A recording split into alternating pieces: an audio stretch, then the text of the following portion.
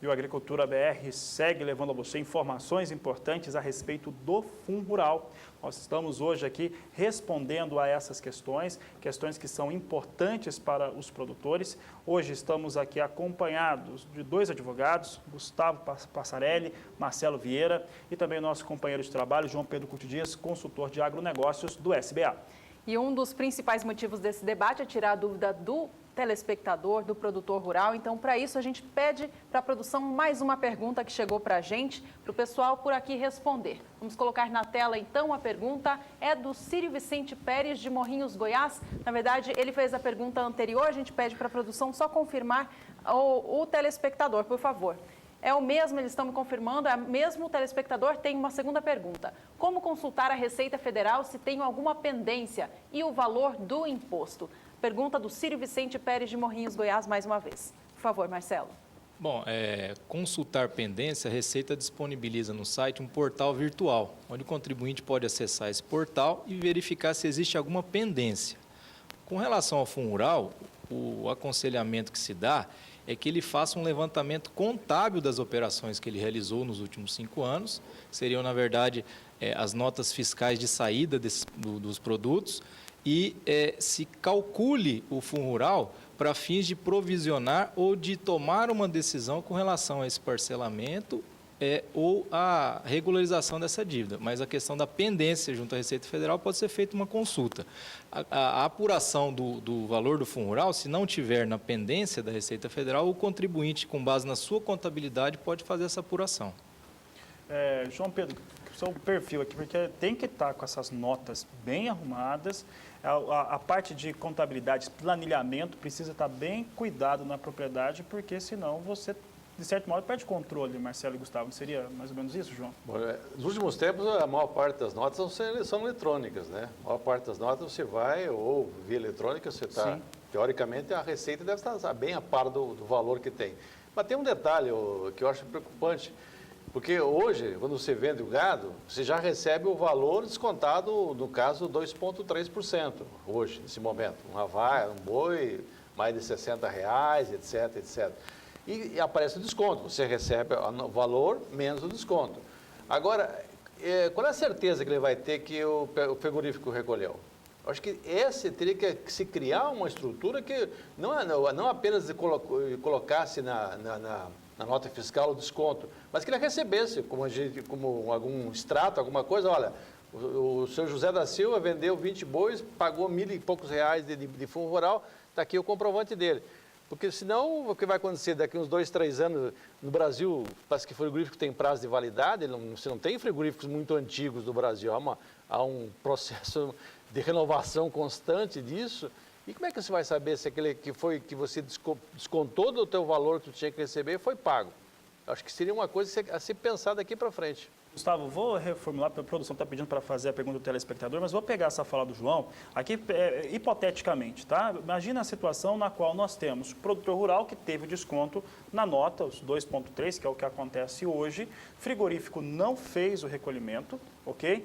E o frigorífico fechou. Em princípio, não é um problema do produtor rural, do pecuarista, Gustavo. Exatamente. Como eu havia dito na pergunta anterior, assim, em princípio, em um ambiente de normalidade jurídica, o produtor rural não pode ser penalizado. Porque, em verdade, o que acontece? A substituição tributária é uma estratégia que o fisco, que o Estado tem, de facilitar a arrecadação. Ao invés dele fiscalizar 1 milhão de produtores, ele pega 50, 100 frigoríficos e, consequentemente, fica mais fácil. Então, justamente por isso, na minha opinião, atribui-se ao Estado a responsabilidade de uma fiscalização mais efetiva, porque a figura da substituição tributária tem justamente essa finalidade de facilitar a arrecadação e também a fiscalização, porque é muito mais fácil ao Estado fiscalizar 50 frigoríficos do que 1 milhão de produtores. Não seria, portanto, justo e, consequentemente, sem qualquer tipo de amparo legal, penalizar o produtor rural por um equívoco do Estado, porque o Estado tinha e teve plenas condições antes desses frigoríficos fecharem, do prazo de validade, como o João colocou, se esgotar, teriam todas as condições de que essa fiscalização fosse realizada, que as autuações fossem firmadas e, consequentemente, não agora transferir ao produtor rural uma responsabilidade que não é dele. já que a gente ainda está falando do setor pecuário, né? Vamos ouvir a opinião, então, de um pecuarista de São Paulo, o Pedro Leone. Vamos saber a opinião dele a respeito sobre o fundo. Bom, eu acho que as mudanças, elas vão nos atender em parte. Eu acho que elas teriam em relação ao fundo rural, teria que ser um pouquinho mais amplo. Entendeu? Mas eu acho que o caminho é esse. Eu acho que a princípio, vai nos atender. Entendeu? Essa é a minha opinião. Eu acho que as mudanças vão trazer melhoras para o setor. Está aí o posicionamento do pecuarista, né, do produtor rural.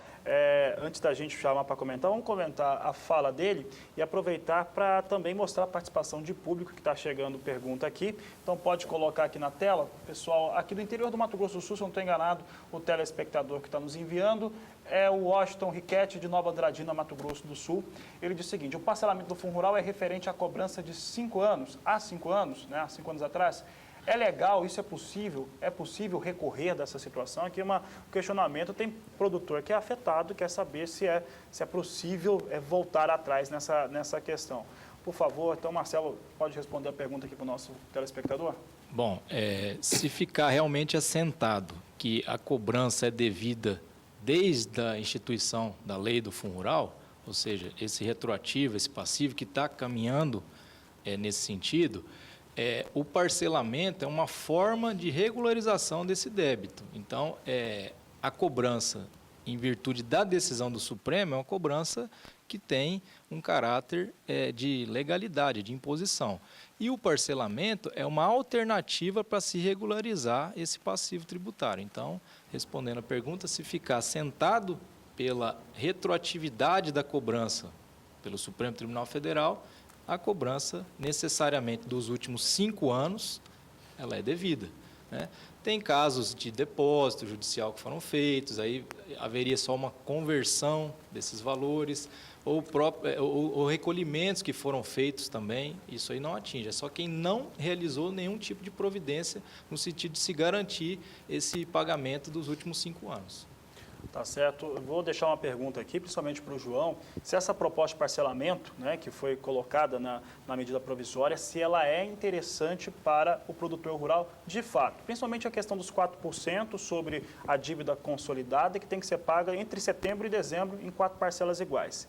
Por que eu estou falando isso? Porque a OCEPAR, a Organização das Cooperativas do Estado do Paraná, fez uma reunião importante nesta última quinta-feira para discutir e também trazer propostas, né, de emendas a essa medida provisória, a 793. É o que nós acompanhamos agora. Após a publicação da medida provisória 793 pelo governo federal, nesta segunda-feira, o sistema OCEPAR convocou as cooperativas paranaenses para uma reunião na sede do sistema OCEPAR em Curitiba, objetivando a análise dos pontos que não atenderam ainda o pleito das cooperativas, né? Principalmente em relação ao prazo de adesão. O prazo de adesão no entendimento das cooperativas é muito curto, né? E não sendo hábil para a adesão das cooperativas e dos produtores agropecuários. Então, a proposição seria inicialmente para ampliação do prazo para o final desse ano, desse exercício. Outra questão também que ficou bem evidente para as cooperativas é a questão da multa, né? Foi uma redução razoavelmente pequena, na verdade, e que as cooperativas entendem, e os produtores rurais, que deveria ocorrer uma redução maior da multa aplicada sobre a contribuição previdenciária rural. Outro ponto também em discordância com a edição da medida provisória é a questão da antecipação da dívida para esse ano, o exercício 2017. O entendimento das cooperativas também é que essa antecipação teria que ser menor, em torno de 1% somente, não de 4% como quer o governo federal. Pois no ano difícil, né, de grandes perdas na agricultura aí, com preços e também de mercado, na economia como um todo, isso vem a acarretar mais um prejuízo ao produtor rural e às cooperativas. Então, é razoável que se reduza essa antecipação para esse período agora, né, que seria 1% da dívida, o restante ficaria dentro do programa de regularização tributária. Então, após a reunião de ontem, as cooperativas, após várias sugestões também, fizeram o encaminhamento de emendas que enviamos à OCB, né, a Organização das Cooperativas Brasileiras, para que sejam encaminhadas aos parlamentares nessas proposições de emendas junto à medida provisória. Esperamos que tenha um andamento célere esse processo, porque as cooperativas anseiam a regularizar sua situação, evitando qualquer passivo tributário em relação à contribuição previdenciária rural, seja da cooperativa ou dos produtores rurais. Reformulando a pergunta aqui ao João Pedro a respeito do parcelamento da dívida. João, 180 vezes, sendo 4% pagos de entrada nesse ano de 2017. Isso ficou interessante ao produtor? Juliana, eu acho que não tem 1 ou 2% dos produtores rurais que sabe quanto que é o passivo deles. Acho que o primeiro passo é saber o valor do passivo, que eu acho que é uma incógnita. Eu acho que pouca gente sabe o valor disso aí. E em cima disso teria que ser discutido o pagamento. A questão da multa, eles reduziram em 25%, ou seja, 75% da multa continua. E pesa, não sei, aí também esbarra na primeira questão de qual é o valor sobre isso. Então, eu acho que o primeiro passo teria que saber o que cada um deve em cima disso. O momento não é propício, é muito ruim o momento. E você tem uma outra figura também importante, que você tem nós estamos vivendo uma situação, o preço da arroba, vamos pensar em termos de pecuária especialmente, que a maior parte do pessoal está assistindo são pecuaristas. O preço da arroba despencou nos últimos 3, 4 meses, em função de uma questão de frigorífico, da concentração que houve no Brasil.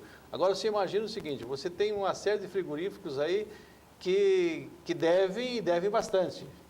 Acima de 15 milhões de reais de passivo, ele vai ter que dar uma garantia real. Olha, para esse frigorífico arrumar garantia real não vai ser fácil. E aí, como é que faz? Vai continuar operando? Não vai operar?